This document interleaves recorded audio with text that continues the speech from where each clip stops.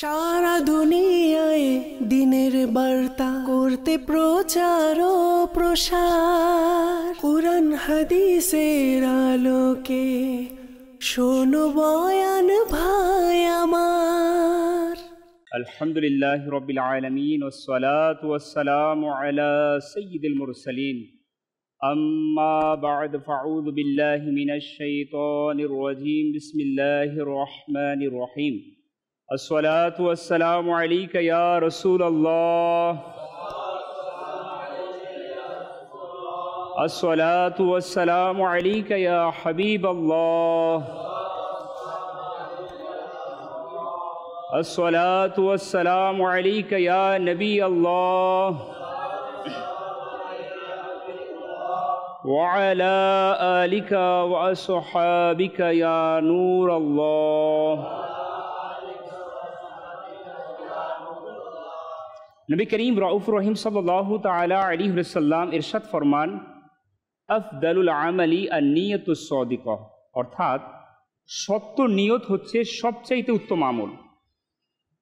ইসলামী ভাইরা, আমাদের চ্যানেলের দর্শক শ্রোতা, আমার আপনার এই অন্তরের যে খেয়াল, কোনো কাজ এর পূর্বে হয়ে যায় অটোমেটিকলি, যখন মুয়াজ্জিন নামাজের জন্য আজান দেন তখন আমার অন্তরের মধ্যে খেয়াল হয়ে যায় যে আমি আসরের নামাজের জন্য যাব মসজিদের মধ্যে। এটা অন্তরের খেয়াল, এটা আপনার জবান দিয়ে বলা প্রয়োজন হয় না। এই যে অন্তরের যে খেয়ালটা, এটাই হচ্ছে নিয়ত। জবানের মধ্যে বলা এটা উত্তম। তো এই অন্তরের নিয়তটা যদি আমার আপনার সত্য হয়, যদি সত্যি নিয়ত আমি আপনি অন্তর দিয়ে করে থাকি, তাহলে এটা আমার আপনার ইবাদতের চাইতে উত্তম হবে। তো প্রিয় ইসলামী ভাইরা, আমরা সবসময় যে কোনো জায়েজ কাজের পূর্বে সর্বদা আমরা সত্য নিয়ত করবো ইনশাআল্লাহ। আমরা এখন নিয়ত করি আল্লাহ তাআলা রাসূলের সন্তুষ্টির জন্য সওয়াব হাসিলের নিয়তে ইনশাআল্লাহ সুন্নতে বড়া বয়ান শ্রবণ করবো ইনশাআল্লাহ। সুন্নতে বড়া বয়ান এর পূর্বে আমরা দুরূদ শরীফ পাঠ করার ফজিলত সম্পর্কিত একটি হাদিসে মোবারকা শ্রবণ করি। আল্লাহ পাকের সর্বশেষ নবী হুজুর পুর নূর সাল্লাল্লাহু তাআলা আলাইহি ওয়াসাল্লাম ইরশাদ করেন, যখন বৃহস্পতিবারের দিন আসে, মহান আল্লাহ ফেরেশতাদেরকে প্রেরণ করেন। জমিনের মধ্যে ফেরেশতাদেরকে আল্লাহ পাক প্রেরণ করেন, যাদের কাছে রূপার পাতা আর স্বর্ণের কলম থাকে। সুবহানাল্লাহ। তারা লেখে ওই রূপার কাগজের মধ্যে স্বর্ণের কলম দিয়ে, কে বৃহস্পতিবারের দিন ও শুক্রবারের রাত আমার উপর অধিক হারে দুরূদ শরীফ পাঠ করবে। ইসলামী ভাইরা, চিন্তা করুন যে ওই ব্যক্তি কত সম্মানিত, কত আল্লাহ পাকের দরবারে গ্রহণযোগ্যতা রাখে, যে নবীজির উপর দুরূদ শরীফ পাঠ করে আমাদের জবানকে অযথা কোনো কাজে না লাগিয়ে নবীজির উপর বেশি বেশি দুরূদ শরীফ পাঠ করবে ইনশাআল্লাহ। আসুন আমরা একবার দুরূদ শরীফ পাঠ করি। সাল্লু আলাল হাবিব সাল্লাল্লাহু তাআলা আলা মুহাম্মদ সাল্লাল্লাহু তাআলা আলাইহি ওয়াসাল্লাম। প্রিয় ইসলামী ভাইরা ও মাদানী চ্যানেলের দর্শক শ্রোতা, আসুন আমরা মনোযোগ সহকারে বয়ান শ্রবণ করি। আমাদের উপর মহান আল্লাহ পাকের অশেষ দয়া, আল্লাহ পাকের অশেষ করুণা, যে তিনি আমাদেরকে তার প্রিয় মাহবুব হুজুরপুর নূর সাল্লাল্লাহু তাআলা আলাইহি ওয়াসাল্লামের উম্মত হিসেবে সৃষ্টি করেছেন। প্রিয় ইসলামী ভাইয়েরা ও মাদানী চ্যানেলের দর্শক শ্রোতা, দেখুন, আমি আপনি যখন কোনো একটা বিষয় নিয়ে চিন্তা করি, উপলব্ধি করি, তখন সেই বিষয়টি আমার কাছে স্পষ্ট হয় যে আমি আল্লাহ তাআলার কত অনুগ্রহের মধ্যে রয়েছি। আমার আপনার এটা এত বড় অনুগ্রহ, এত বড় দয়া আল্লাহ পাকের, যে তিনি আমাকে আপনাকে না চাইতে তার প্রিয় নবীর উম্মত হিসেবে আল্লাহ পাক দুনিয়াতে পাঠিয়েছেন। আমরা ওলামায়ে কেরামের জবান থেকে শুনেছি অসংখ্যবার, কিতাবের মধ্যে আমরা অনেকে পড়েছি যে আমরা তো না চাইতে আল্লাহ পাক আমাদেরকে সর্বশেষ নবীর উম্মত বানিয়ে দুনিয়াতে পাঠিয়েছেন। কিন্তু আল্লাহ পাকের অসংখ্য নবী আম্বিয়া আলাইহিস সালাতু ওয়াস সালাম, যিনারা আল্লাহ পাকের সর্বশেষ নবী, আমাদের নবীর উম্মত হওয়ার জন্য আল্লাহ পাকের দরবারে আকাঙ্ক্ষা করেছেন। তো দেখুন, আমরা না চাইতে সর্বশেষ নবীর উম্মত, আর অসংখ্য নবী আম্বিয়া আলাইহিস সালাম তারা আল্লাহ পাকের দরবারে দোয়া করেছেন, আল্লাহ তুমি আমাকে তোমার শেষ নবীর উম্মত বানিয়ে দুনিয়াতে পাঠাও। আমরা জানি আল্লাহ পাকের নবী ঈসা আলাইহিস সালাম তিনি জমিনের মধ্যে আসবেন কিয়ামতের আগে, নবী হয়ে নয়, আমার নবীর উম্মত হয়ে আসবেন। তো একটু চিন্তা করুন না, আমার নবীর শান মান আল্লাহ পাক কেমন বুলন্দ করেছেন, কেমন বৃদ্ধি করেছেন। আর আমি সেই শানওয়ালা নবীর উম্মত, আমি সেই মর্যাদা সম্পন্ন আকা করিম রউফুর রহিম সাল্লাল্লাহু তাআলা আলাইহি সাল্লামের গোলাম, যেই নবী কিয়ামতের ময়দানে সর্বপ্রথম তার উম্মতকে সুপারিশ করে জান্নাতে নিয়ে যাবেন। আরে ভাই, আমার নবী তো সর্বশেষ নবী, আমরা তো সর্বশেষ উম্মত। সিরিয়াল তো আদম আলাইহিস সালাম থেকে শুরু হয়েছে, কিন্তু দেখুন আল্লাহ পাকের কেমন নিয়মাবলী থাকবে কিয়ামতের ময়দানে। আরে কিয়ামত ময়দানটাই হবে আমার নবীর সম্মানকে প্রকাশ করার জন্য। তো সেই নবীর উম্মত আমরা, তো আমরা অনেক বড় সৌভাগ্যবান। এর পাশাপাশি আল্লাহ সুবহানাহু ওয়া তাআলা আমাদেরকে ইসলামের দৌলত দিয়ে ধন্য করেছেন। আল্লাহ যদি চাইতেন আমাদেরকে অমুসলিমের ঘরে পাঠাতে পারতেন। আমরা তো আল্লাহ পাকের দরবারে সুপারিশ করিনি, আল্লাহ তুমি আমাকে মুসলিমের ঘরে পাঠাও, মুসলমান করে দুনিয়াতে পাঠাও। আল্লাহ পাক আমাকে আপনাকে দয়া করেছেন, এহসান করেছেন যে তিনি আমাকে মুসলমান ঘরের মধ্যে পাঠিয়েছেন। নিঃসন্দেহে এটা আমাদের জন্য অনেক বড় সৌভাগ্য যে আলহামদুলিল্লাহ আমরা মুসলমান। কিন্তু পাশাপাশি এটা আমাদের জন্য খুবই চিন্তার বিষয় যে আমাদের কারো কাছে এই নিশ্চয়তা নেই যে মৃত্যু পর্যন্ত আমরা মুসলমান থাকব কিনা। প্রিয় ভাই, এই বিষয়টা আমরা হয়তোবা অনেকেই জানি না, আবার অনেকেই জানি, কিন্তু এই বিষয়টা আমাদের মধ্যে ততটা আমরা চিন্তা করি না। আমরা মুসলমান হয়ে তো দুনিয়াতে এসেছি, মুসলমানের ঘরে তো আমরা জন্মগ্রহণ করেছি, মুসলমান হয়ে তো আমরা আমাদের জীবনকে অতিবাহিত করছি, কিন্তু আমার কাছে কি এই নিশ্চয়তা আছে যে আমি আপনি মুসলমান হয়ে দুনিয়া থেকে যাব? এটার গ্যারান্টি আমার কাছে আছে, আপনার কাছে আছে না। প্রিয় ভাই, আজকের বিষয়ে ঠিক এই বিষয়টির উপর বয়ান হবে, যেটা আমার আপনার জন্য অতীব গুরুত্বপূর্ণ, যে বিষয়টার জানা আমার আপনার জন্য খুবই জরুরি। যেমনিভাবে বহু অমুসলিম সৌভাগ্যক্রমে মুসলমান হয়ে যায়, হয় কি না? আমরা মাদানী চ্যানেলের মাধ্যমে, সোশ্যাল মিডিয়ার মাধ্যমে আমরা দেখেছি আলহামদুলিল্লাহ দাওয়াত ইসলামের অসংখ্য মুবাল্লিকের হাত ধরে অসংখ্য অমুসলিম মুসলমান হয়ে গিয়েছে। এটা আমার মুখের বানোয়াট কথা নয়, আপনারা মাদানী চ্যানেলের মধ্যে দেখেছেন, যারা দেখেননি তারা দেখবেন সোশ্যাল মিডিয়ার মাধ্যমে।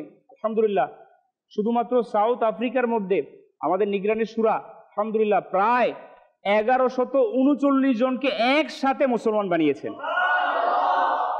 এটা দাওয়াত ইসলামের অর্জন, অ্যাচিভমেন্ট আলহামদুলিল্লাহ।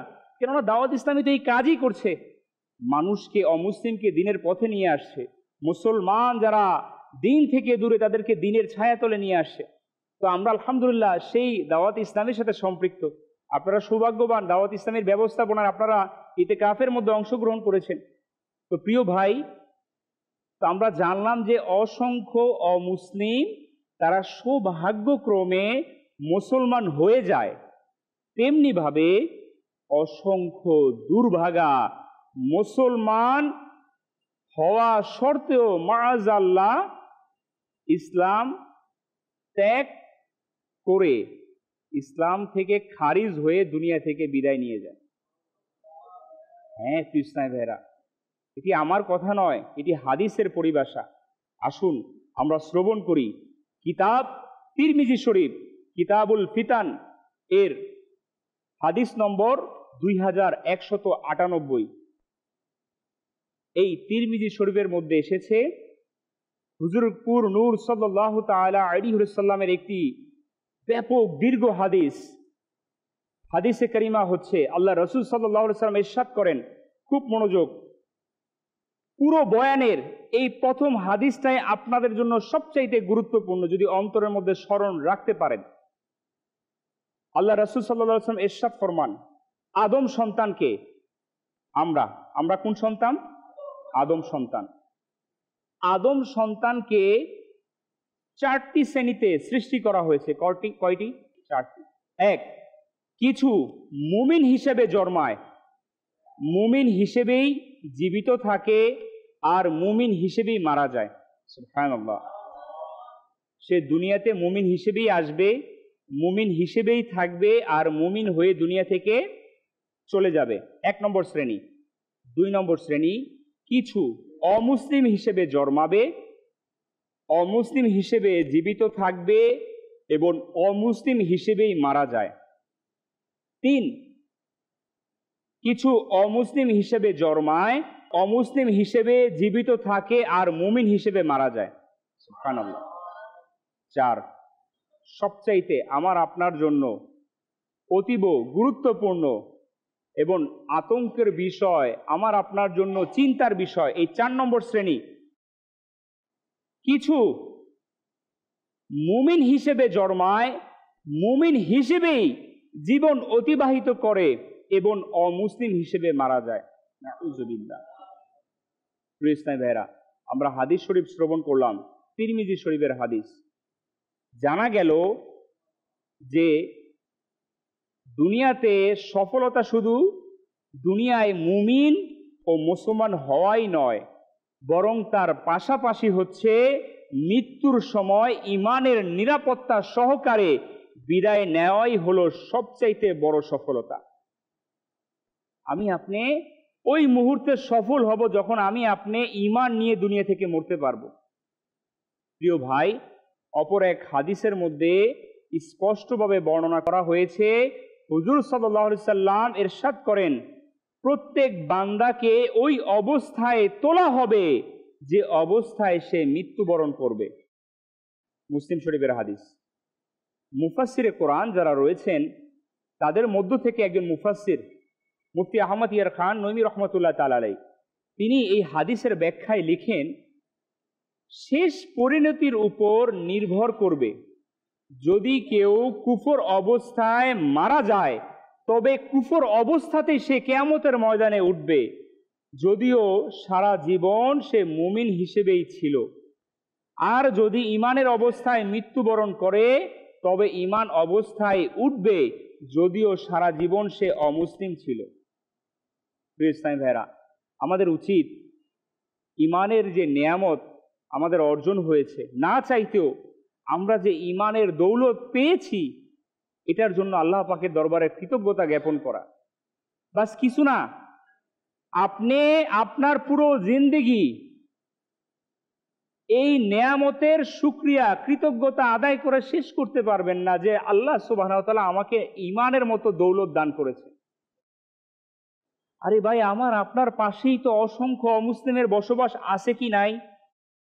আমি আপনি দেখি কিনা যে আমার আপনার চোখের সামনে সে মিথ্যা মাবুদের উপাসনা করছে। সে এমন মাবুদকে সে মাবুদ বলছে যেটা একটা সৃষ্টি, যেটার মধ্যে কোনো জান নেই, যেটার মধ্যে কোনো প্রাণ নেই। আরে আমি আপনি তো সৌভাগ্যবান যে আমি আপনি সেই দুর্ভাগাদের কাতারে নয়। আল্লাহ পাকের অনেক বড় দয়া। যদি এতটুকু শুকরিয়া আমরা আদায় করি, আমাদের শুকরিয়া করে শেষ করা যাবে না। প্রিয় ইসলামী ভাইরা, মাদানী চ্যানেলের দর্শক শ্রোতা, ঈমানের নিরাপত্তা অটলতার জন্য আমাদের অসংখ্য বিষয় আমাদেরকে আমাদের স্মরণের মধ্যে রাখতে হবে। প্রথমত আমাদেরকে দোয়া করতে হবে। কি করতে হবে? দোয়া করতে হবে। কেননা দোয়া এটা আমাদের হাতিয়ার। আর দোয়া ও মুখুল ইবাদা, দোয়া ইবাদতের মগজ। যদি আমরা আমাদের ঈমানের নিরাপত্তার জন্য সর্বদা দোয়া করতে থাকি, তাহলে আল্লাহ চাহে তো আমরা ঈমানের সাথে মৃত্যুবরণ করতে পারবো। দোয়া আমরা করবো ইনশাআল্লাহ। স্বয়ং যার বদৌলতে আমরা ঈমান পেয়েছি, যিনি ঈমানের দৌলত আমাদেরকে দান করেছেন, যে নবী করিম সাল্লাল্লাহু আলাইহি সাল্লামের বদৌলতে আমরা ঈমান পেয়েছি, ইসলাম পেয়েছি, সেই নবী স্বয়ং নিজে হুজুর সাল্লাল্লাহু আলাইহি সাল্লাম ঈমান নিরাপত্তার জন্য সর্বদা দোয়া করতেন। তো আমাদেরকে উচিত না দোয়া করা? ভাই, অবশ্যই উচিত দোয়া করা। দ্বিতীয়ত যে বিষয়টি, আমাদেরকে ঈমান এর অটলতার জন্য, নিরাপত্তার জন্য আমাদেরকে ইলমে দ্বীন বিশেষত ঈমান ও কুফর সম্পর্কিত প্রয়োজনীয় জ্ঞান অর্জন করা। আমি আপনি যখন বালেগ হয়েছি, যখন আমি সব কিছু বুঝতে পারছি, আমার আপনার যে বিবেক সেটা আমার আপনার জাগ্রত হয়েছে, আমি আপনার বিবেক সম্পন্ন হয়েছি, আমি বুঝতে পারছি এটা সঠিক, এটা ভুল, এটা ভালো, এটা মন্দ। ওই দিন থেকে আমার আপনার ঈমানের ব্যাপারে এবং কুফরের ব্যাপারে আমার আপনার জ্ঞান অর্জন করা এটা আবশ্যক। যদিও আমরা বেসিক কিছু নলেজ আমরা নিয়েছি ধর্মীয় বই থেকে অথবা ওলামাই কেরামের মুবাল্লিগে দাওয়াত ইসলামের জবান থেকে, কিন্তু এই বিষয়টা তো ছোট নয়। ঈমানের বিষয়টা কি ছোট হবে ভাই? ঈমানের দৌলত এটা কি দুনিয়ার কোনো দৌলতের সাথে তুলনা হবে? যদি এক পাল্লায় ঈমান রাখা হয় আর আরেক পাল্লায় দুনিয়ার সমস্ত দৌলত সম্পদ রাখা হয়, কোনটা ভারী হবে? ঈমানের পাল্লা ভারী হয়ে যাবে, স্বাভাবিক। তো এই ঈমান হেফাজতের বিষয়ে আমি আপনি কতটুকু ইলম রাখি, কতটুকু জ্ঞান রাখি, কিন্তু হ্যাঁ, দুনিয়াবী সম্পদকে নিরাপত্তার জন্য, হেফাজতের জন্য আমার আপনার অসংখ্য জ্ঞান আছে। কিভাবে এটাকে লকারেজ করতে হবে, এই সম্পদ যখন বেড়ে যায় কিভাবে এটাকে যেভাবে হোক কোনো না কোনো সংস্থা, কোনো না কোনো প্রতিষ্ঠানের মাধ্যমে সেটাকে রাখতে হবে সুরক্ষিত, অথবা ঘরের মধ্যে একটা লকার বানাতে হবে, অথবা গোপন জায়গায় সেটাকে লুকিয়ে রাখতে হবে। রাখি কিনা আমরা? হায় হায়, আমরা দুনিয়ার সম্পদকে হেফাজতের জন্য, নিরাপত্তার জন্য আমরা কত সচেষ্ট, কিন্তু আমার আপনার ঈমান, যেই ঈমানের দৌলত না থাকলে আমি আপনি মূল্যহীন, যে ঈমানের দৌলত না থাকলে আমি আপনি আল্লাহ পাকের দরবারে কবুলিয়াতের যোগ্যতা রাখি না, সেই ঈমানের নিরাপত্তার জ্ঞান আমি আপনি অর্জন করছি না। তো প্রিয় ভাই, ঈমান ও কুফর এই বিষয়ের উপর আমাদেরকে জ্ঞান অর্জন করতে হবে। এরপরে বিষয় হচ্ছে ঈমানের নিরাপত্তার জন্য মুখ দিয়ে রূঢ় অশ্লীল ভাষা ব্যবহারের পরিবর্তে জিকির, দুরুদ এবং শুধুমাত্র প্রয়োজনীয় কথা বের করা। আমাদের এই জবান, আমরা যেই কাজে লাগাবো সেই কাজে জবান থাকবে। অসংখ্য আমাদের মধ্যে মুসলমানের স্বভাব আছে, জবান দিয়ে শুধু শুধু গালি দেয়, আছে কিনা? কথায় কথায় গালি দেয়। কিছু আছে এমন যে জবান দিয়ে শুধু শুধু সে গান গায়, মাআযাল্লাহ হারাম কথা বলে, আছে না? সে হাঁটতে চলতে তার কণ্ঠের মধ্যে, তার জবানের মধ্যে গুনগুন গুনগুন কি না কি বাজে, কিন্তু সেটা শরীয়ত সম্মত না। কিছু হলেই সে জবান থেকে বাজে কথা বের করে। কারোর সাথে কথা বলতে গেলে সে রূঢ় ভাষায়, কঠোর ভাষায় কথা বলে। কিছু মানুষ এরকম আছে না, যার সাথে আমরা চাই না সংস্পর্শে থাকতে। এই প্রকৃতির মানুষগুলোর, তাদেরকে চিন্তা করতে হবে যে আমি যে এই অভ্যাসের মধ্যে যে আমি আমার দিনকে অতিবাহিত করছি, আল্লাহ না করুক আমার যখন শেষ বিদায় হবে, যাতে এই অভ্যাসটা আমার মধ্যে সেই সময় না থাকে। কিতাবের মধ্যে এক যুবকের ব্যাপারে এসেছে, তার মৃত্যুর সময় তার জবান থেকে এমন শব্দ বের হচ্ছিল, মাআযাল্লাহ, যেটা দুনিয়ার একটা হারাম কাজ, হারাম একটা খেলা, তাস খেলা। তাস খেলা কি ভালো না খারাপ? মুসলমান, চিন্তার বিষয়। আজকে বিনোদনের জন্য আমরা কি না কি বাছাই করে নেই, চিন্তা করুন। তো ওই যুবক, তার যখন মৃত্যুর সময়, তার একটা মাত্র বদ অভ্যাস ছিল, তার ওই মৃত্যুর সময় তার জবান দিয়ে তাসের নাম আসছিল। তাকে বলা হচ্ছিল তুমি কলেমা পড়ো, তার জবান দিয়ে কলেমা আসছিল না। তো যে যেই বিষয়ে অভ্যস্ত তার দিনকে অতিবাহিত করবে, তার জন্য চিন্তার বিষয়, তার সাখারাতের সময়, তার শেষ বিদায়ের সময়টা কেমন হবে। ইসলামী ভাইরা, ঈমানকে কুফরের সমস্ত বিপদ থেকে রক্ষা করা, নিজেকে ঈমান বিনষ্টকারী সকল কাজ থেকে বিরত রাখা, শেষ নিঃশ্বাস পর্যন্ত ঈমানের উপর অটল থাকার জন্য নামাজ, রোজা এবং শরীয়তের বাধ্য থাকা। যে নামাজ পড়ে না, শুধু রমজান আসলে নামাজ পড়ে, রমজানের পরে আবার নামাজ ভুলে যায়, মসজিদের দরজা ভুলে যায়, রোজা ভুলে যায়, নফল ইবাদত, ফরজ ইবাদত ভুলে যায়, তার ঈমান চলে যাওয়ার আশঙ্কা আছে। আমরা যারা নামাজের মধ্যে গাফেল, আমাদের জন্য চিন্তার বিষয়, কেননা আমাদের সাথে নিশ্চয়তা নাই যে আমরা ঈমান নিয়ে মরতে পারবো। ঈমানের অটলতার জন্য আল্লাহ পাক ও তার প্রিয় হাবিব সাল্লাল্লাহু আলাইহি সাল্লামের সন্তুষ্টিমূলক কাজ করা। প্রিয় ভাই, যদি আমি আপনি চাই আমার আপনার ঈমান নিয়ে মৃত্যুবরণ হোক, ইমান নিরাপত্তা থাকুক, তাহলে আমাকে আপনাকে আল্লাহ তার রাসূলের গোলামি করতে হবে।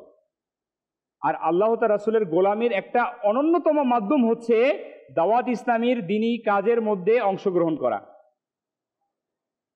কেননা আমি আপনি দুনিয়ার মধ্যে যেভাবে আমাদের দিনকে অতিবাহিত করি, কেউ চাকরি করি, কেউ ব্যবসা করি, কেউ পরিবারের দেখাশোনা করি, এই কাজগুলো হচ্ছে দুনিয়ার কাজ। এই কাজের মধ্যে আমি আপনি দিনের কাজ করা আমার আপনার জন্য অনেক সময় কঠিন হয়ে যায়। যখন আমি আপনি নিজেকে দিনী কাজের মধ্যে ব্যস্ত রাখবো, দাওয়াত ইসলামের কোনো জিম্মাদারির মধ্যে নিজেকে নিয়োজিত করব এবং দাওয়াত ইসলামীর একটা জিম্মাদারি নিয়ে নিজের এলাকার মধ্যে কাজ করব, তখন আমার আপনার পক্ষে সম্ভব হবে আল্লাহ তার রাসূলের সন্তুষ্টিমূলক কাজ, আল্লাহ তার রাসূলের গোলামি, দিনের কাজ করা। করবো ইনশাআল্লাহ। আরে ভাই, আমাকে আল্লাহ তার রাসূল কেন পাঠিয়েছেন? আমাকে পাঠানোর উদ্দেশ্য কি? কখনো আমি চিন্তা করেছি? অযথা আমাকে কি চায়ের দোকানে বসে থাকার জন্য আল্লাহ পাঠাইছেন? অযথা আমাকে সিনেমা দেখার জন্য আমাকে দুনিয়াতে পাঠাইছেন আল্লাহ? এগুলো কি আল্লাহ তাআলার সন্তুষ্টিমূলক কাজ? মাঠের মধ্যে, খেলার মধ্যে ঘন্টার পর ঘন্টা অতিবাহিত করে দেওয়া, আড্ডার মধ্যে, বিনোদনের মধ্যে সময়কে শেষ করে দেওয়া, এগুলোর জন্য আল্লাহ আমাকে আপনাকে পাঠাইছে বুঝি? না। আমি আপনি কখনো ফিকির করিনি, চিন্তা করিনি কেন আল্লাহ আমাকে পাঠালো। যদি আমি আপনি প্রকৃতপক্ষে ফিকির করতে পারি, তখন আমার আপনার চিন্তার বিকাশ খুলে যাবে, তখন আমার আপনার জন্য সহজ হবে আল্লাহ তাআলার গোলামি করা, তার হাবিবের গোলামি করা। করবো ইনশাআল্লাহ। ঈমান অটলতার জন্য আল্লাহ পাক ও রাসূল পাক সাল্লাল্লাহু আলাইহি সাল্লামের নারাজি, অবাধ্যতা সর্বদা পরিহার করা, যেটা আমরা বললাম। যে ব্যক্তি সন্তুষ্টিমূলক কাজের মধ্যে ব্যস্ত থাকবে, তার জন্য খারাপ কাজ করা কঠিন হবে কিনা? যে নামাজ পড়ে, তার জন্য প্রকাশ্যে হারাম কাজ করা কি সহজ হবে? যে নবীজির দাড়ি সুন্নত রেখে দিয়েছে, তার জন্য কি প্রকাশ্যে বেপর্দা নারীকে নিয়ে ফাহেসা কাজ করা তার জন্য কি সহজ হবে? অটোমেটিকলি যখন সে দিনের মধ্যে নিজেকে ব্যস্ত রেখে দিবে, আল্লাহ তার রাসূলের সন্তুষ্টিমূলক কাজের মধ্যে নিজেকে নিয়োজিত রাখবে, অটোমেটিকলি তার কাছ থেকে ফাহেসা, মন্দ কাজ, অশ্লীল কাজ, সকল কিছু তার কাছ থেকে দূর হয়ে যাবে। ভাই, আমরা গুনাহের দরজাকে ওপেন করে রেখেছি। আমি আপনি গুনাহের দরজাকে কি করে রেখেছি? ঘরের মধ্যে টিভি কিনেছে কে? আপনি নাকি অন্য কেউ এসে দিয়ে গেছে আপনাকে গিফট? ভাই, গুনাহের দরজা আপনি ওপেন করে রেখেছেন। আপনি আপনার ঘরের সদস্যদেরকে ওপেন করে রেখেছেন, করো গুনাহ, যত মন চায় করো, সবাই মিলে করো। চিন্তা করেছেন কখনো? 60-70টা চ্যানেল, যেইটা মন চায় দেখো, প্রকাশ্যে দেখো, মাশাআল্লাহ, একসাথে বসে সবাই গুনাহ দেখতেছে। তা আপনি কিভাবে থাকবেন নেকির কাজের মধ্যে? আপনি আপনার সন্তানকে নিষেধ করছেন না, আপনার চোখের সামনে সে নামাজকে ছেড়ে দিচ্ছে। আপনার চোখের সামনে আপনার মেয়ে পর্দাহীনতার সাথে, বেহায়াপনার সাথে সে চলাফেরা করতেছে, আপনি নিষেধ করেন না, তো দরজা তো আপনি খুলে রেখেছেন। এরকম অসংখ্য কাজ আমি আপনি ওপেন করে রেখেছি, দোহাই দিচ্ছি শয়তানের। শয়তান তো এখন বন্দী। কে নামাজ থেকে আপনাকে গাফেল রাখলো? কে আপনাকে আল্লাহ পাকের জিকির থেকে গাফেল রাখলো? খেয়াল আসে না? আরে ভাই, আমি আমাকে নিজেকে ধ্বংস করে দিচ্ছি। আল্লাহ সুবহানাহু ওয়া তাআলা কোরআনুল কারীমের মধ্যে ইরশাদ ফরমান, আল্লাহ পাকের ইরশাদ, আল্লাহ পাকের কালাম আমাদের জন্য কি গুরুত্ব বেশি না কম? সবাই মনে বুঝেন না আমার কথা। আল্লাহ পাকের কালাম বান্দার জন্য, ইমানদারের জন্য, এটা আমাদের জন্য এসেছে। এই কালাম হুজুর সাল্লাল্লাহু আলাইহি সাল্লামের কাছে ওহীর মাধ্যমে প্রেরিত হয়েছে।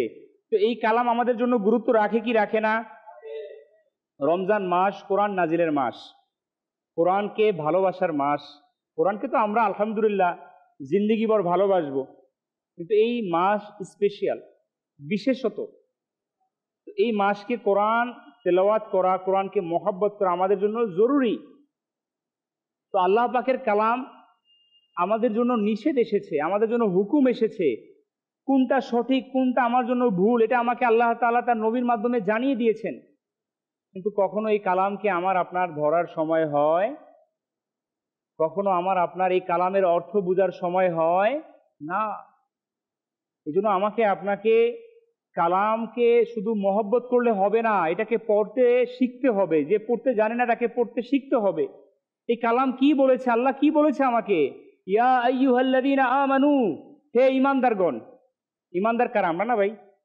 আল্লাহ পাক আমাদেরকে আহ্বান করেছেন, ইয়া আইয়ুহান নাস, আমাদেরকে আল্লাহ পাক বলেছেন, আমাদেরকে বলছেন, কি বলছেন কখনো কি বুঝার চেষ্টা করেছি? এর জন্য আমাদেরকে বিশুদ্ধ তাফসীর, অনুবাদ কানজুল ঈমান, এটাকে আমাদেরকে পড়তে হবে। 14 শতাব্দীর মুজাদ্দিদ ইমাম আহমদ রেজা খান রহমতুল্লাহ তাআলা আলাইহি, তিনি আমাদেরকে এহসান করেছেন, এমন একটা কিতাব দিয়েছেন অনুবাদের, আল্লাহ পাকের কালামের, যেই কোরআনের অনুবাদ পড়লে আমার আপনার ঈমান আকীদা পরিশুদ্ধ হয়ে যাবে। প্রিয় ভাই, এই জন্য আমাকে আপনাকে কানজুল ঈমান পড়তে হবে, পড়বো ইনশাআল্লাহ। যাদের বাসায় কানজুল ঈমান নাই, আমি অনুরোধ করবো আপনাদেরকে এবং মাদানী চ্যানেলের দর্শকদেরকে যারা দেখছেন আজকের এই সুন্নতে বড় বয়ান, অবশ্যই আপনারা কানজুল ঈমানকে সংগ্রহ করুন। এটা অনুরোধ, যদি চান আপনার ঈমান হেফাজত থাকুক, নিরাপত্তা থাকুক। কেননা আকীদা যদি আমার আপনার বিনষ্ট হয়ে যায়, আকীদা যদি আমার আপনার শেষ হয়ে যায়, ঈমানও শেষ। কেননা ঈমান অটল থাকবে আকীদার উপরে। আর আহলে সুন্নাত ওয়াল জামাতের আকীদা হচ্ছে সর্বোত্তম আকীদা, যেটা হুজুর সাল্লাল্লাহু আলাইহি সাল্লামের আকীদা, সাহাবায়ে কেরামের আকীদা, আউলিয়া কেরামের আকীদা। তো আমরা কানজুল ঈমান পড়বো ইনশাআল্লাহ। আল্লাহ সুবহানাহু ওয়া তাআলা সূরা আল ইমরানের মধ্যে ইরশাদ ফরমান, কানজুল ঈমান থেকে যার অনুবাদ, হে ঈমানদাররা, আল্লাহকে ভয় করো যেমনি ভাবে তাকে ভয় করা উচিত, এবং কখনো মৃত্যুবরণ করো না মুসলমান হওয়া ব্যতীত। আল্লাহু আকবার। আল্লাহ পাক স্বয়ং নিজে বলছেন আমাদেরকে যে আল্লাহ পাককে ভয় করো।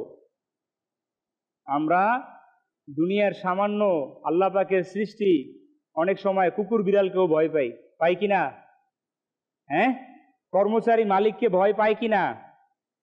এই তো ভুল করে ফেললাম, মালিক বুঝি আমার মজুরির, আমার পারিশ্রমের কিছু না কর্তন করে দেয়, ভয় কাজ করে। এই তো ভুল করলাম, আমার বুঝি এবার যে স্যালারির মধ্যে বোনাস পাওয়ার কথা, এটা বুঝি আমার শেষ হয়ে যায়, ভয় কাজ করে। ছাত্র ভয় পায় শিক্ষককে, সন্তান ভয় পায় মা বাবাকে, স্ত্রী ভয় পায় স্বামীকে। ভয়ের কোনো শেষ নাই, শুধু ভয় নাই আল্লাহ তাআলাকে। প্রিয় ভাই, যদি আমরা আল্লাহ পাককে প্রকৃতপক্ষে ভয় করতে পারতাম, আল্লাহ পাক স্বয়ং নিজে আমাদেরকে বলছেন, হে ঈমানদাররা, আল্লাহকে ভয় করো যেমনি ভাবে তাকে ভয় করা উচিত। কেমন ভাবে ভয় করা উচিত? আল্লাহ পাকের আযাবকে ভয় করব আমরা, কিন্তু আমরা নামাজকে ছেড়ে দিব। এটা বুঝি আল্লাহ তাআলার ভয়? আমরা আল্লাহ পাকের জাহান্নামের আযাবকে ভয় করি, জানি জাহান্নামের শাস্তি আছে, তারপর আমরা নামাজকে কাজা করে দিই, তারপরও আমরা গুনাহের মধ্যে লিপ্ত। এটা কি আল্লাহ তাআলার ভয়? কখনো চিন্তা করেছি? আল্লাহ পাক এই জন্য আমাদেরকে স্পষ্ট করেছেন যেভাবে আল্লাহ পাককে ভয় করা উচিত। এরপরে আল্লাহ পাক আমাদেরকে বলেছেন, কখনো মৃত্যুবরণ করো না। মৃত্যুবরণ তো করতেই হবে, কিন্তু আমাদেরকে আল্লাহ পাক সচেতন করেছেন মুসলমান হওয়া ব্যতীত। আমাদেরকে যদি মরতে হয়, মুসলমান হয়ে মরতে হবে। এই আয়াতের ব্যাখ্যায় তাফসিরে নুরুল ইরফানে রয়েছে, এ থেকে জানা গেল ইসলামের উপর মারা যাওয়াই মূল বিবেচ্য বিষয়। যদি সারা জীবন মুমিন থাকে, মৃত্যুর সময় অমুসলিম হয়ে মারা যায়, তবে সে মূলত অমুসলিমের ন্যায়। মুফতি সাহেব এই কথার এই একই সার কথার ওপর আয়াতে ব্যাখ্যা এটাও লেখেন, জানা গেল মুসলমান হওয়া বড় বিষয় নয়, বরং মুসলমান হিসেবে মৃত্যুবরণ করাই হলো আসল সাফল্য। আল্লাহ পাক আমাদের সবাইকে ঈমানের উপর মৃত্যু নসিব করুন, আমিন। আল্লাহ পাকের সর্বশেষ নবী হুজুর সাল্লাল্লাহু আলাইহি ওয়াসাল্লাম ইরশাদ ফরমান, ইন্নামাল আমালু বিল খাওয়াতিম, অর্থাৎ আমল তার পরিণতির উপর নির্ভরশীল। আল্লাহ পাক আমাদের ঈমানের নিরাপত্তা সহকারে পুনরুত্থিত হওয়ার এবং নেককার বান্দাদের সাথে আমাদের হাসর করার সৌভাগ্য দান করুক। ইসলাম ভাইরা, ঈমানের নিরাপত্তার বিষয়ে সাহাবায়ে কেরাম আলাইহিমুর রিদওয়ান, আউলিয়া কেরাম, ইনারা সর্বদা চিন্তিত থাকতেন যে আমার যাতে শেষ সময়টা ঈমানের সাথে হয়। তারা আল্লাহ পাকের দরবারে সর্বদা দোয়া করতেন যে আমি যাতে ঈমানের সাথে মরতে পারি। ইমাম হাসান বসরি রহমতুল্লাহ তাআলা আলাইহি, তাবেঈ বুজুর্গ, যিনি সাহাবায়ে কেরাম আলাইহিমুর রিদওয়ানদের জিয়ারত হওয়ার সৌভাগ্য লাভ করেছেন, তো তিনি তার সময়কালে তাকে কেউ জিজ্ঞাসা করলো তাকে, আপনি কেমন আছেন? বললেন উত্তরে, কি বললেন? যার নৌকা নদীর মাঝখানে গিয়ে ভেঙে গেছে, পাটাতনগুলো বিক্ষিপ্ত হয়ে গেছে এবং পাটাতনের উপর থাকা প্রত্যেক ব্যক্তিকে ধুলতে দেখা যাচ্ছে, তবে তার কি অবস্থা হবে? বলা হলো খুবই পেরেশানগ্রস্ত। বললেন আমারও একই অবস্থা। একবার তিনি এমন উদাস হয়ে গেলেন যে অনেক বছর পর্যন্ত ইমাম হাসান বসরি রহমতুল্লাহ তাআলা হাসেননি, তার চেহারার মধ্যে হাসি ফুটেনি। তাকে দেখে মনে হতো যেন নির্জন কারাবাসের বন্দী, আর তাকে মৃত্যুদণ্ড দেওয়া হবে। মনে হচ্ছে তাকে খুব শীঘ্রই মৃত্যুদণ্ড দেওয়া হবে, এই জন্য তার চেহারায় কোনো হাসি নেই, এমন তার চেহারা মলিন হয়ে রয়েছে। তার কাছে এই অস্থিরতা ও পেরেশানির কারণ জিজ্ঞাসা করা হলো। আপনি এত ইবাদত রিয়াজত এবং মুজাহাদা করার পরও চিন্তিত কেন থাকেন? বললেন আমার মাঝে সর্বদা এই আতঙ্ক বিরাজ করে যে আমার দ্বারা যেন এমন কোনো কাজ হয়ে না যায় যার কারণে আল্লাহ পাক অসন্তুষ্ট হয়ে যান আর ঘোষণা করে দেন যে তোমার যা ইচ্ছা করো, কিন্তু আমার দয়া তুমি পাবে না। বাস এই কারণে আমার অন্তর বিষাদগ্রস্ত থাকে। কতটা ভয় তার মধ্যে কাজ করত। প্রিয় ইসলামী ভাইয়েরা, আমাদের এখানে দর্শক শ্রোতা যারা ইসলামের ছায়াতলে আছেন, তাদেরকে আমাদের প্রিয় নবী সাল্লাল্লাহু আলাইহি সাল্লাম বহুবার ইসলামের নূরে স্থির থাকা, কুফরের অন্ধকারে বেঁচে থাকা এবং কুফরের উপর সর্বদা অসন্তুষ্ট থাকার উৎসাহ প্রদান করেছেন। যেমন রাসূল পাক সাল্লাল্লাহু আলাইহি সাল্লাম ইরশাদ করেন, তিনটি স্বভাব এমন রয়েছে যার মাঝে এই স্বভাব থাকবে, সে তার কারণে ঈমানের মিষ্টতা লাভ করবে। খাবারের মিষ্টতা পাই কিনা আমরা? খাবারের স্বাদ পাই কিনা? আল্লাহ পাকের কেমন দয়া, একটা জিহ্বার মধ্যে একটু লাগলেই বোঝা যায় না এটা কি ঝাল না টক, হ্যাঁ মিষ্টি না তিতো। আল্লাহ পাকের কত দয়া, হ্যাঁ আল্লাহ পাকের নেয়ামত না, এটা আমাদেরকে চিন্তা করলে না আল্লাহ পাকের কৃতজ্ঞতা অটোমেটিকলি বেড়ে যায়। তো এটা তো খাবারের স্বাদ, তো ঈমানের স্বাদ কিভাবে বুঝবেন? দরকার আছে না আমাদের। আসুন নবীজি কি বলছেন। হুজুর সাল্লাল্লাহু আলাইহি ওয়াসাল্লাম ইরশাদ ফরমান, যার কাছে আল্লাহ তার রাসূল সাল্লাল্লাহু আলাইহি ওয়াসাল্লাম অন্য সবার চেয়ে বেশি প্রিয়, তার কাছে ঈমানের মিষ্টতা অনুভব হবে। আমার আপনার কাছে আল্লাহ ও তার রাসূল সাল্লাল্লাহু আলাইহি ওয়াসাল্লাম দুনিয়ার সবচেয়ে থেকে বেশি প্রিয় যদি থাকে, তাহলে আমার আপনার ঈমানের স্বাদ অনুভূত হবে। দুই, যে ব্যক্তি কোনো বান্দাকে ভালোবাসে আর তার এই ভালোবাসা শুধুমাত্র আল্লাহর সন্তুষ্টির জন্য। এবং তিন, ওই ব্যক্তি যাকে আল্লাহ পাক কুফর থেকে বের করার পর কুফরে ফিরে যাওয়াকে এমনভাবে অপছন্দ করে যেভাবে আগুনে নিক্ষিপ্ত হওয়াকে অপছন্দ করে। ইসলামী ভাইরা, তিনটা বিষয় খুবই গুরুত্বপূর্ণ। ইসলামী ভাইরা, দুনিয়া আসা আমাদের অনিবার্য ছিল, আমরা এসে গেছি। এখন দুনিয়া থেকে ঈমানকে নিরাপদ নিয়ে যাওয়ার জন্য আমাদেরকে খুবই দুর্গম ঘাটি পাড়ি দিতে হবে, কিন্তু আমরা নিশ্চিত জানি না যে শেষ পরিণতি কি হবে। মনে রাখবেন, মৃত্যুর সময় ঈমান হরণ করার জন্য শয়তান বিভিন্ন অপকৌশল অবলম্বন করে। সাকারাতের সময় শয়তান আসবে আমাদেরকে ঈমানকে কি করতে? ছিনিয়ে নিতে। এমনকি এই শয়তান পিতামাতার ভেষেও ঈমান চুরি করতে আসবে। কখনো অন্তিম মুহূর্তে মৃত্যু পথযাত্রীর সামনে প্রিয়জনের রূপ ধরে উপস্থিত হয়ে আর বাতিল বিশ্বাসকে সঠিক বলে প্রমাণ করার চেষ্টা করে। মৃত্যু পথযাত্রীকে সে বিশ্বাস গ্রহণ করার জন্য বলে, আবার কখনো ঈমান ছিনিয়ে নেওয়ার জন্য অন্য ফন্দিও করে। ইসলামী ভাইরা, খুব চিন্তার বিষয়। আপনার মা বাবা যারা আমাদের পূর্বে চলে গিয়েছে, আমার আপনার আপনজন প্রিয়জন, তার সুরাতে সে আসবে শয়তান। বলবে আমি মুসলমান হয়ে মরে গিয়েছি, কিন্তু আমি এটার কোনো ফায়দা নিতে পারিনি, আমি জাহান্নামের আগুনে পুড়ছি। শয়তান এইভাবে এসে আমাকে আপনাকে ওই মুহূর্তে ধোঁকা দিবে। চিন্তা করুন তো আমার আপনার অবস্থা কি হবে। আমরা অনেক সময় মানুষের ধোঁকায় পড়ি কিনা?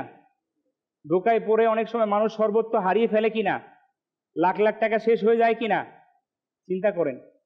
ধোঁকা, ভেলকিবাজি, এটা মানুষের, আর শয়তানেরটা কেমন হবে চিন্তা করেন। সামান্য মানুষের ধোঁকায় পড়ে আমরা অনেক সময় আমাদের সর্বত্রকে হারিয়ে ফেলি। অনেক সময় হয় না, বলছে টাকা সব দিয়ে দিছি, বলছে এমন ধোকা দিছে, এমন বেলকিবাজি দিছে যে এত লাভ, সব সম্পদ দিয়ে দিছি, পরে দেখি সব শেষ, আমও গেছে সালাও গেছে। হ্যাঁ, যে ঈমান আমল তার জীবনকে সঠিকভাবে অতিবাহিত না করবে, তার মৃত্যুর সময় ঠিক এমনটাই হবে, সে সর্বত্র হারিয়ে ফেলবে।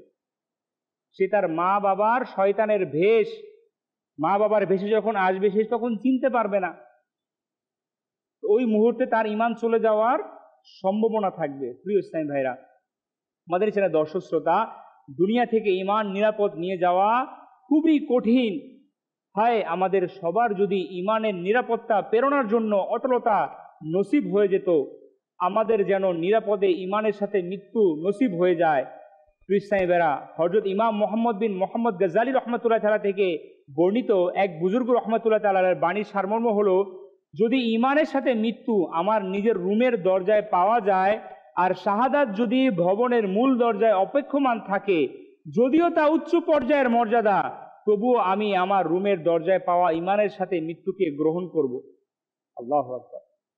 কেননা ভবনের মূল দরজা পর্যন্ত পৌঁছাতে পৌঁছাতে আমার মন পরিবর্তন না হওয়ার কোনো নিশ্চয়তা নেই, ফলে হতে পারে আমি ঈমানের সাথে মৃত্যুর সৌভাগ্য থেকে বঞ্চিত হয়ে যাব।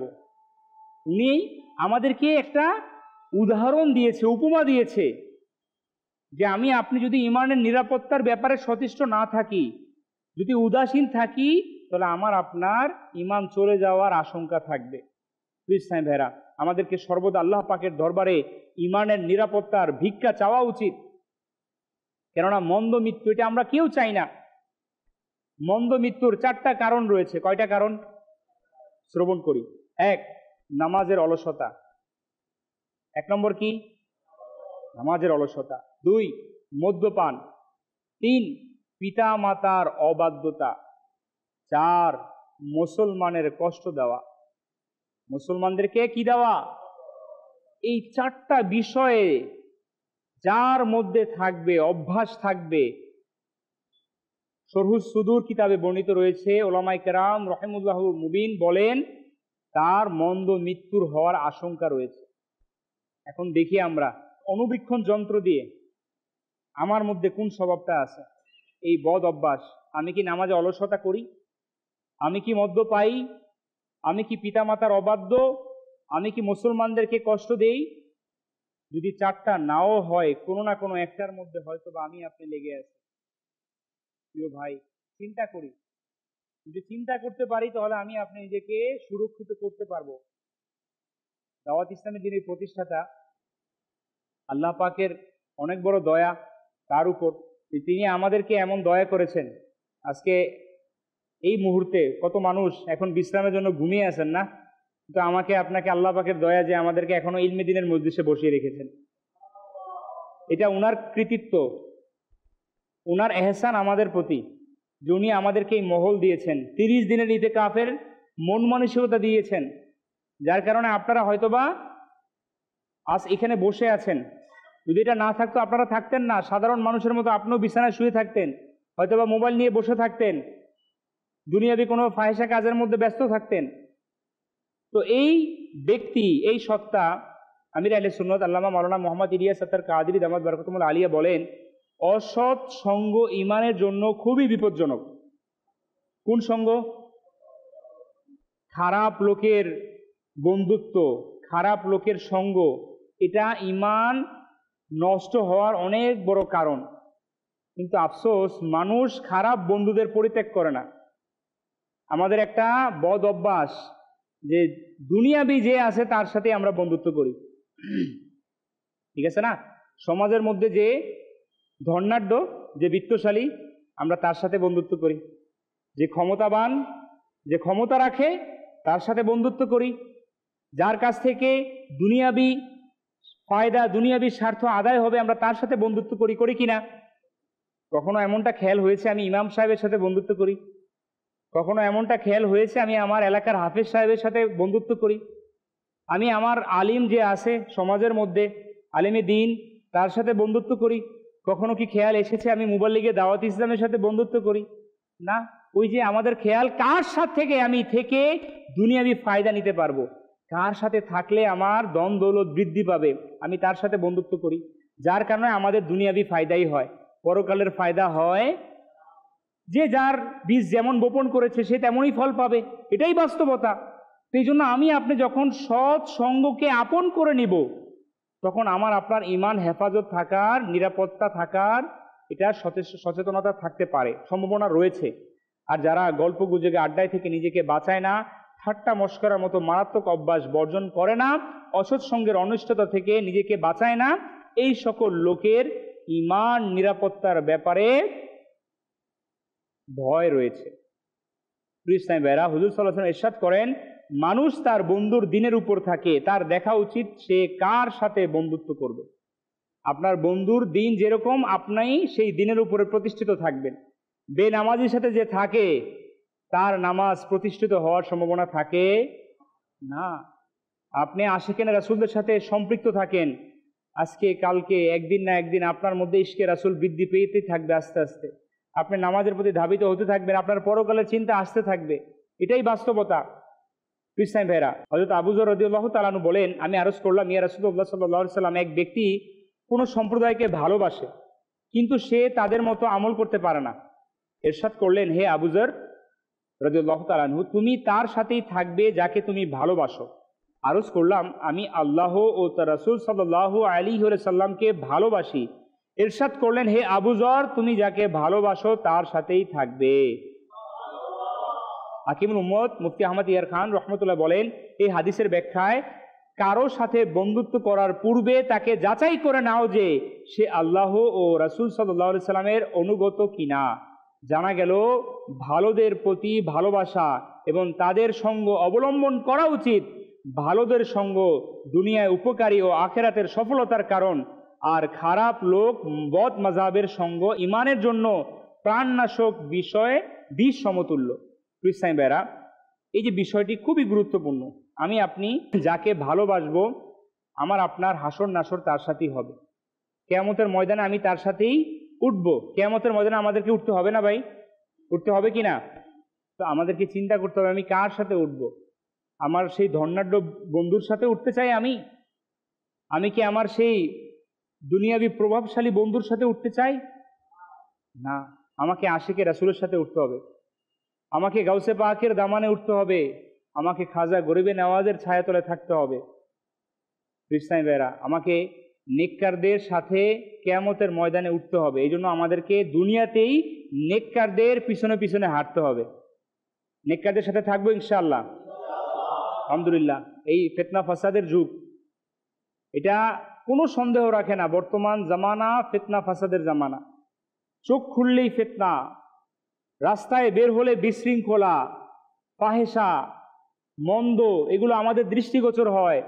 না চাইতো জবান থেকে মিথ্যা বের হয়, না চাইতো আমি আপনি খারাপ কাজের মধ্যে নিজেকে সম্পৃক্ত করে ফেলি। এমন একটা জামানা, এমন একটা অবস্থা এখন বিরাজমান।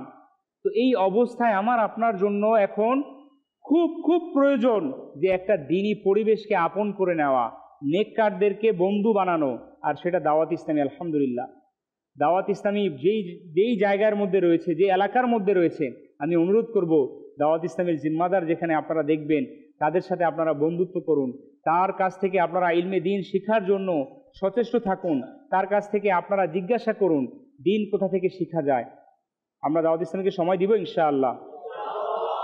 ইসলাম ভাইরা, আমরা শুনছিলাম ঈমান নিরাপত্তার বিষয়। আমি আপনাদেরকে পূর্বেই বলেছিলাম যে আজকের বিষয়টা খুব গুরুত্বপূর্ণ। যদি আমরা অনুধাবন করতে পারি, যে অনুধাবন করতে পারবে না সে এখানে বুঝতে পারবে না। আমি আপনি এখন পর্যন্ত আমার আপনার জীবনের যার যতটুকু বয়স হয়েছে, এখানে দাড়ি পাকা সাদা বাবারাও রয়েছে, হ্যাঁ, যুবক রয়েছে, মাশাআল্লাহ। এখানে আপনারা সবাই আল্লাহ পাকের দয়ায় বিবেক সম্পন্ন এবং আপনারা উপযুক্ত, সমাজের দায়িত্বশীল অথবা কেউ পরিবারের দায়িত্বশীল রয়েছে।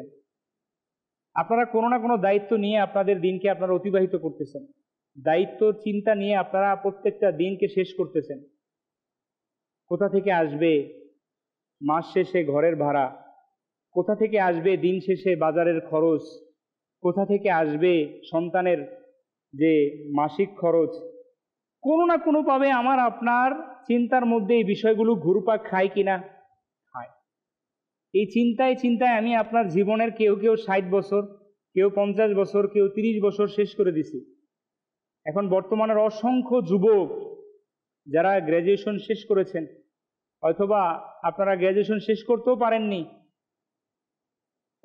পারিবারিক অবস্থা এমন অবস্থা দাঁড়িয়েছে যে আপনাকে এখন পরিবারের দায়ভার নিতে হবে।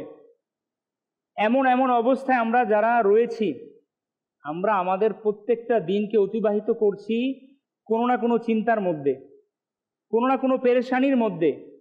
তো আমি আপনি একটু চিন্তা করি যে আমার আপনার দিন কি এমন গিয়েছে, এমন চিন্তায় যে আমার আপনার ঈমান নিয়ে মরতে পারবো কিনা, এমন চিন্তা আমি আপনি করেছি কিনা?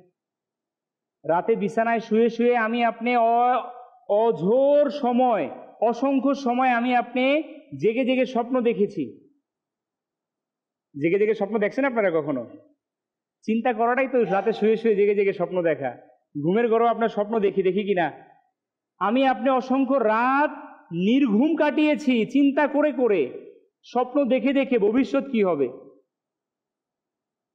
ভবিষ্যৎ কি হবে আমার, ভবিষ্যৎ কি হবে আমার সন্তানের, ভবিষ্যৎ কি হবে আমার প্রজন্মের, কাল কি দিয়ে খাবো, বাজার কি আছে, চিন্তা করতে রাতকেও শেষ করে দিছি।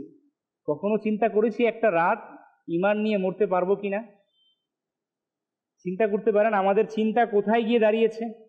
যে চিন্তায় আমাদের মগ্ন থাকার কথা ছিল, সেই চিন্তা থেকে আমরা বহু দূরে আছি। আর যেই চিন্তারই দরকার নাই আমাদের, কেননা আমার আপনার সমস্ত রিজিকের মালিক কে? আল্লাহ। আমার আপনার সমস্ত পেরেশানি দূর করার মালিক কে? আল্লাহ।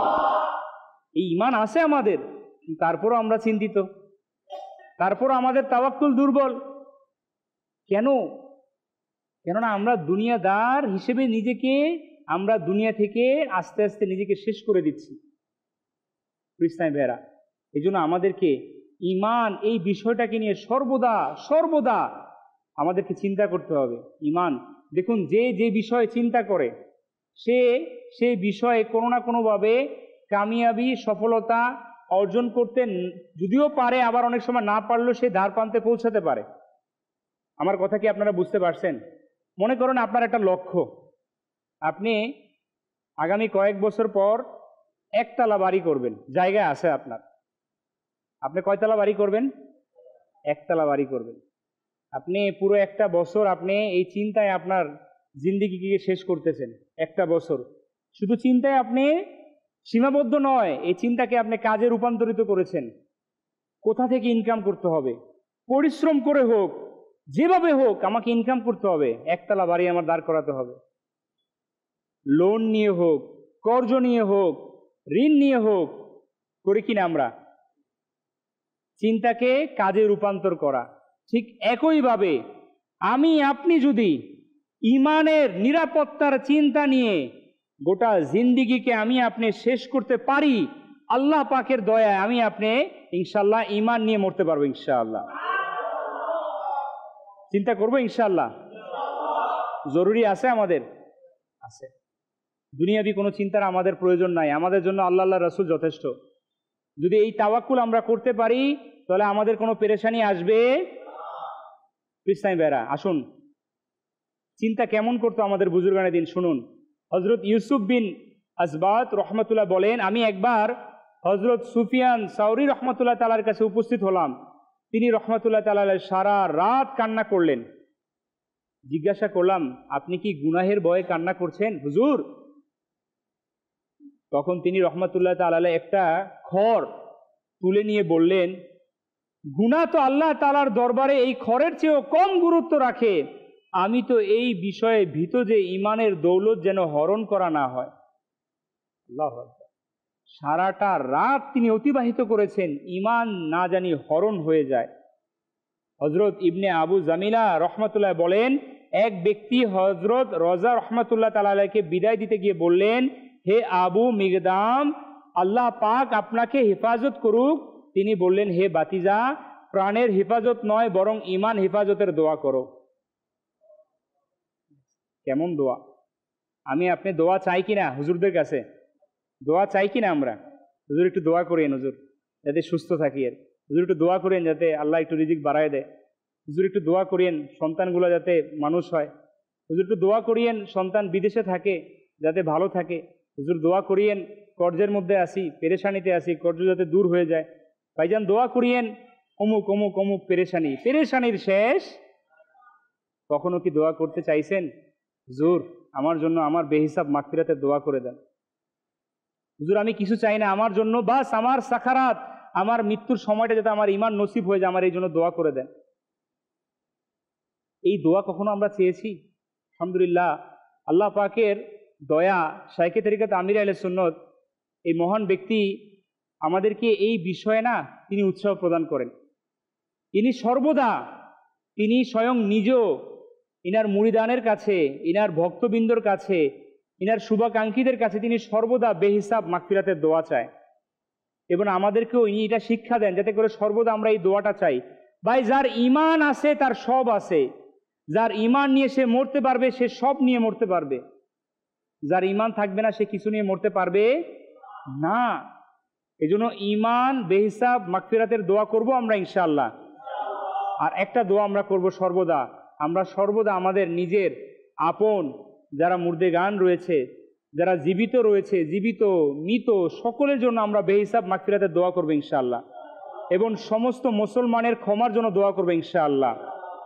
খ্রিস্টান ভাইরা, দুনিয়ার সম্পদ যাক কিন্তু ঈমান যেন না যায়, এই বিষয়ে আমরা সবসময় খেয়াল থাকবো ইনশাআল্লাহ। অনেক সময় আমাদের জবান থেকে কুফরি বাক্য বের করে ফেলি, কিন্তু আমরা নিয়ে এটা চিন্তিত হই না।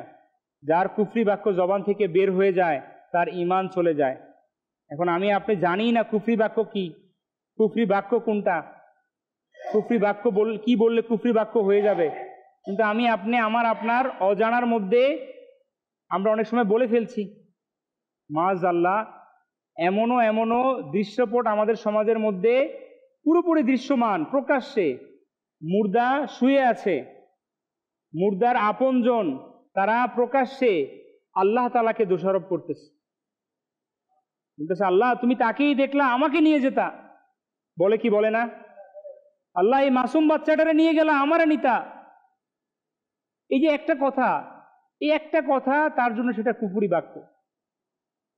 আমি আপনি মাআযাল্লাহ এমন অসংখ্য কথা বলে থাকি, আরে আমি তো আল্লাহর এত ইবাদত করি, আল্লাহকে এত রাজি খুশি করি, এই বেটা তো কোনো ইবাদতই করে না, নামাজও যায় না, মসজিদে যায় না, তারপরে এর আল্লাহ এত দিছে, আল্লাহকে আমারা দেখে না? এরকম অসংখ্য কথা আমরা জবান দিয়ে আক্ষেপ স্বরূপ বলে থাকি, কিন্তু কোন কথা আমার জন্য আমার কুফরি বাক্য হয়ে যাবে, ঈমান চলে যাবে, এটা আমি আপনি জানি। এই জন্য এই বিষয়ে জ্ঞান অর্জন করা আমার জন্য খুব জরুরি। আমির আহলে সুন্নতের একটা লিখিত রিসালা আছে কুফরি বাক্য, পুরো রিসালার নামটা আমার খেয়াল নেই। কুফরি বাক্য বললে আপনারা মাকতাবের মধ্যে এই রিসালাটা আপনারা নিতে পারবেন, এখানে দেখতে পারবেন। রিসালাটা পড়লে অসংখ্য কুফরি বাক্য এখানে বিশ্লেষণ করা আছে। আমরা রিসালাটা সংগ্রহ করবো ইনশাআল্লাহ। দুনিয়ার সম্পদ গেলে কি আমরা কান্না করব? দুনিয়ার সম্পদ গেলে কান্না করার প্রয়োজন, দুনিয়ার সম্পদ না, ঈমান চলে যাওয়ার ভয় আমরা কান্না করবো ইনশাআল্লাহ। ঈমান নিরাপত্তার জন্য আমরা সর্বদা সচেষ্ট থাকবো ইনশাআল্লাহ। আলহামদুলিল্লাহ, দাওয়াত ইসলামী আমাদেরকে এই অনুপ্রেরণাই দেয়, দাওয়াত ইসলামী আমাদেরকে এই উদ্দীপনা দেয় যাতে করে আমরা ঈমান নিয়ে থাকতে পারি, ঈমান নিয়ে মরতে পারি, এবং ঈমানের দৌলত অমুসলিমদের মাঝে বিলিয়ে দিতে পারি। আপনারা যারা দাওয়াত ইসলামের সাথে সম্পৃক্ত রয়েছেন, যারা হচ্ছেন, আপনারা সৌভাগ্যবান, কেননা আপনাদের এই কাজ করার সৌভাগ্য হচ্ছে মুসলমানদের মধ্যে দ্বীনকে বন্টন করা, মুসলমানদের মধ্যে দ্বীনের নূরকে ছড়িয়ে দেওয়া, অমুসলিমের মধ্যে দ্বীনের নূরকে ছড়িয়ে দেওয়া। এই কাজ তো মহৎ কাজ, যেই কাজ নবী আম্বিয়া আলাইহিস সালাতু ওয়াস সালাম করেছেন, যেই কাজ সাহাবাই কেরাম করেছেন, যেই কাজ আউলিয়া কেরাম করেছেন। তো এই কাজ আমরা করতে পারবো, এটা আমাদের জন্য সৌভাগ্যের বিষয় নয়? অনেক বড় সৌভাগ্যের বিষয়। এই জন্য আমাদেরকে এই মহলের সাথে, এই পরিবেশের সাথে সম্পৃক্ত থাকতে হবে। যখন আমরা থাকতে পারবো তখন আমার পক্ষে সম্ভব হবে আমার পরিবার, আমার সমাজ এর মধ্যে দ্বীনের নূরকে, নবীর সুন্নতের রঙকে ছড়িয়ে দেওয়া। তো এটার জন্য আমাদেরকে শিখতে হবে, এটার জন্য আমাদেরকে অসংখ্য ইলমে দিন শিখার জন্য কোর্স কাফেলার মধ্যে অংশগ্রহণ করতে হবে। করবো ইনশাআল্লাহ। মাশাআল্লাহ, আপনারা তো উপস্থিত রয়েছেন, মাদানী চ্যানেলের পর্দায় যারা দেখছেন আপনাদেরকেও দাওয়াত। আপনারাও দাওয়াত ইসলামের যেই কোর্স, দাওয়াত ইসলামের যে ইতেকাফ, যে ব্যবস্থাপনা রয়েছে, কাফেলার ব্যবস্থাপনা রয়েছে, আপনারাও এর মধ্যে অংশগ্রহণ করুন। এর মধ্যে আল্লাহ পাকের দয়া আপনারা অসংখ্য অজানা ইলম আপনারা অর্জন করতে পারবেন, অসংখ্য অজানাকে আপনারা জানতে পারবেন। আর আমাদের জন্য এটা জানাটা আবশ্যক। মুসলমান হিসেবে আমাদের জন্য জ্ঞান অর্জন করা আবশ্যক। খ্রিস্টান ভাইরা, প্রত্যেকটা মুসলমানের জন্য সবচাইতে বড় হাতিয়ার হচ্ছে তার দিন, দিনের জ্ঞান। যার কাছে দিনের জ্ঞান আছে তার জন্য আর কোনো চিন্তার বিষয় নাই। সম্পদ এমন একটা জিনিস যেটাকে আমাকে আপনাকে হেফাজত করতে হয়, কিন্তু দিনের জ্ঞান এমন একটা জিনিস যেটা আমাকে আপনাকে হেফাজত করে। আমার কথা কি বুঝতে পারছেন আপনারা? সম্পদ আমি আপনি কি করি, সুরক্ষিত করি কিনা, সেটাকে হেফাজত করি কিনা, কিন্তু দিনের জ্ঞান আমাকে আপনাকে হেফাজত করবে যদি আমার আপনার মধ্যে দিনের জ্ঞান থাকে। তো দিনের জ্ঞান অর্জন করবে ইনশাআল্লাহ। আল্লাহ পাক আমাদেরকে আমরা যা কিছু শুনলাম এর উপর আমল করার তৌফিক দান করুক। খ্রিস্টান ভাইরা, 12 দিনই কাজ, এর মধ্যে আমাদেরকে অংশগ্রহণ করতে হবে। দাওয়াত ইসলামের 12টা দিনই কাজ রয়েছে। কয়টা কাজ? 12টা দিনই কাজ রয়েছে। এই কাজের মধ্যে আমাদেরকে অংশগ্রহণ করতে হবে। যদি আমরা এই কাজের মধ্যে নিজেদেরকে অংশগ্রহণ করতে পারি তাহলে আলহামদুলিল্লাহ আমাদের মাধ্যমে আমাদের পরিবার সমাজের মধ্যে আমূল পরিবর্তন আসবে। আল্লাহ চাহে তো আমাদের মাধ্যমে আমাদের সমাজটা নেকির একটা পরিবেশ সৃষ্টি হবে। আমরা চাই কিনা? আজকে আমাদের সমাজের যুবক, আমাদের সমাজের নওজোয়ান এর বিরুদ্ধে আমাদের বয়োবৃদ্ধদের অভিযোগ আছে যে আমাদের এলাকার যুবকরা ভালো না। বলে কি বলে না? মুরব্বীরা বলে এরা এখন অসভ্য হয়ে গেছে, এরা আমাদের সামনে সম্মান করে না। বলে কি বলে না? আচ্ছা, এটা বলবে, এটা বলার যে আমি অবস্থা রেখে দিয়েছি, কারণ আমি আপনি তো তাকে কখনো নেকির দাওয়াত দেইনি। আমি আমার নিজের সন্তানকেও নেকির দাওয়াত দেই না, যার কারণে আজ এই অবস্থা, এই প্রেক্ষাপট আমার আপনার সামনে দাঁড়িয়ে গিয়েছে। এই জন্য আমি আপনি যদি 12 দিনই কাজকে আপন করে নিতে পারি তাহলে আমার আপনার জন্য সহজ হবে। 12 দিনই কাজের মধ্যে একটা দৈনিক কাজ হলো ফজরের জন্য জাগানো। ফজরের জন্য কি করা? আপনারা জাগিয়েছেন কখনো ফজরের জন্য?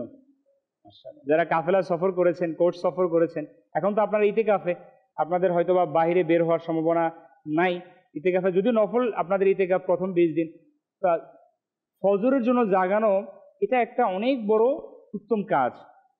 নবী করিম সাল্লাল্লাহু আলাইহি সাল্লাম স্বয়ং নিজেই কাজ করেছেন, সাহাবায়ে কেরাম আলাইহিমুর রিদওয়ান তারা এই কাজ করেছেন, মুসলমানদেরকে ফজরের জন্য জাগিয়েছেন। এই বর্তমান জামানার মধ্যে আমাদের এটা এখন সবচাইতে গুরুত্বপূর্ণ। কেন জানেন? কেননা মুসলমানদের একটা বড় সংখ্যক যারা ফজরের নামাজের মধ্যে আসে না, যারা ফজরের সালাতের মধ্যে উপস্থিত হয় না। মসজিদে অন্য অন্য ওয়াক্তের নামাজের মধ্যে যেভাবে কাতার পরিপূর্ণ থাকে, ফজরের সালাতে সেভাবে মসজিদের কাতার পরিপূর্ণ থাকে। ওই মানুষগুলো কোথায়? আমার আপনার জন্য কি 5 ওয়াক্ত নামাজ ফরজ না 4 ওয়াক্ত নামাজ ফরজ? তো ভাই, ফজরের সালাত থেকে আমরা কেন গাফেল? আমিরে আহলে সুন্নত এই বিষয়টি কি তিনি পর্যবেক্ষণ করেছেন। এই জন্য তিনি আমাদেরকে একটা কাজ দিয়েছেন, ফজরের জন্য জাগানো। এটার জন্য আমাদেরকে তিনি কিছু পংক্তি, কিছু ভাষা শিখিয়েছেন, যেটার মাধ্যমে আমি আপনি মুসলমানদেরকে আহ্বান করতে পারবো, তাদেরকে দোয়া দিতে পারবো, মক্কা মদিনা যাওয়ার দোয়া দিয়ে তাদেরকে ফজরের জন্য উঠাবো। এখন কথা হচ্ছে যে আমি তো উঠি না, আরেকজনকে কিভাবে উঠাবো? আমি তো মসজিদে যাই না, আরেকজনকে কিভাবে নিব? তো এই জন্যই তো আলহামদুলিল্লাহ আমাদেরকে দাওয়াত ইসলামে এই বিষয়ে সচেতন করছে, আমাদেরকে উদ্দীপনা উৎসাহ দিচ্ছে। ফরজ ছেড়ে কেউ কখনো জান্নাতে যেতে পারবে? ফজরের নামাজ এটা আমার আপনার জন্য ফরজ। দিনের সবচাইতে প্রথম আল্লাহ পাকের কৃতজ্ঞতা শুকরিয়া আদায় করার, আল্লাহ পাকের হুকুম আদায় করার একটা অন্যতম কাজ হচ্ছে ফজরের নামাজকে আদায় করা। কিন্তু আমরা এটা থেকে গাফেল। ফজরের জন্য আমরা জাগাবো ইনশাআল্লাহ, ফজরের জন্য আমরা মসজিদে যাব ইনশাআল্লাহ। এটার জন্য আমাদেরকে নিজেদেরকে তৈরি করতে হবে, আমাদের ঘুমকে কুরবানি দিতে হবে।